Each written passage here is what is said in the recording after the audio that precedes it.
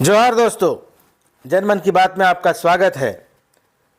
सीता सोरेन के Bharatiya Janata party join करने के अगले दिन भारतीय जनता पार्टी को एक बड़ा झटका लगा है। कुर्मी नेता और झारखंड के बड़े नेता रहे टेकलाल महतो के पुत्र मांडू के विधायक जयप्रकाश भाई पटेल कांग्रेस में शामिल हो गए हैं। तो सीता सोरेन को भारतीय जनता पार्टी में शामिल होने का जो जश्न बीजेपी मना रही थी, उसको अगले ही दिन कांग्रेस ने एक बड़ा झटका दिया है। जयप्रकाश भाई पटेल, जो भारतीय जनता पार्टी विधायक दल के सचेतक थे झारखंड की विधानसभा में, उन्होंने भारतीय जनता पार्टी छोड़ दी है, कांग्रेस में शामिल हो गए हैं और उम्मीद जताई जा रही है कि वे लोकसभा चुनाव में प्रत्याशी हो सकते हैं। तो ये बड़ी खबर है और भारतीय जनता पार्टी की राजनीति को ये बड़ा झटका है।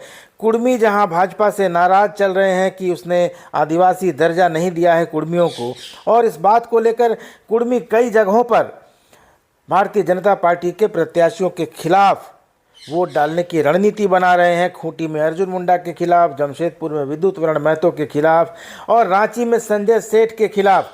ऐसे में कुर्मी राजनीति के एक बड़े नेता जयप्रकाश भाई पटेल भारतीय जनता पार्टी छोड़कर कांग्रेस में चले गए हैं।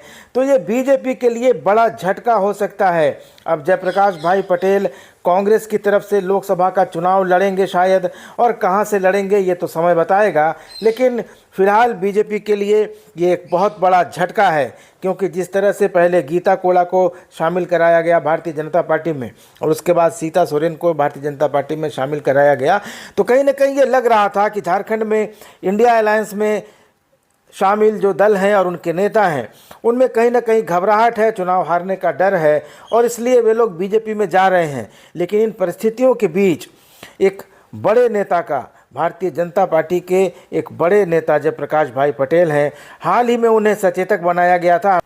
हालांकि इसके पहले उनको भारतीय जनता पार्टी विधायक दल का नेता बनाए जाने की खबरें भी चल रही थीं, लेकिन आखिरकार बीजेपी ने अमर बाउरी को विधायक दल का नेता बनाया और जयप्रकाश भाई पटेल को सचेतक का पद दिया गया।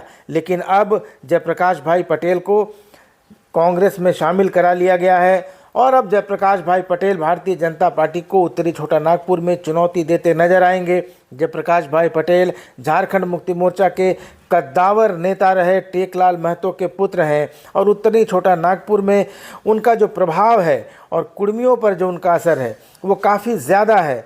तो ऐसी परिस्थिति में जब कुर्मी बीजेपी से नाराज चल रहे हैं, जयप्रकाश भाई पटेल का बीजेपी छोड़कर कांग्रेस में शामिल होना भारतीय जनता पार्टी के लिए एक बड़ा झटका है। और अब लोकसभा चुनाव के पहले जिस तरह से दल बदल का खेल शुरू हो गया है, उसमें यह अब देखना दिलचस्प होगा। भारतीय जनता पार्टी 11 प्रत्याशियों की घोषणा कर चुकी है, लेकिन जब सीता सोरेन झारखंड मुक्ति मोर्चा छोड़कर भारतीय जनता पार्टी में शामिल हुई तो ये खबरें चलने लगी कि उन्हें दुमका या राजमहल से प्रत्याशी बनाया जा सकता है या उनकी बेटी को प्रत्याशी बनाया जा सकता है। इसका मतलब है कि अगर बीजेपी सीता सोरेन या उनकी बेटी को दुमका या राजमहल से प्रत्याशी बनाती है, जहां से बीजेपी प्रत्याशियों की घोषणा पहले ही कर चुकी है, राजमहल से ताला मरांडी और दुमका से सिटिंग सांसद सुनील सोरेन को उम्मीदवार बनाया जा चुका है, इसकी घोषणा हो चुकी है। तो अगर इनमें से किसी का टिकट काटा जाएगा तो क्या ये बागी उम्मीदवार बनकर चुनाव नहीं लड़ेंगे, इसकी कोई गारंटी नहीं है।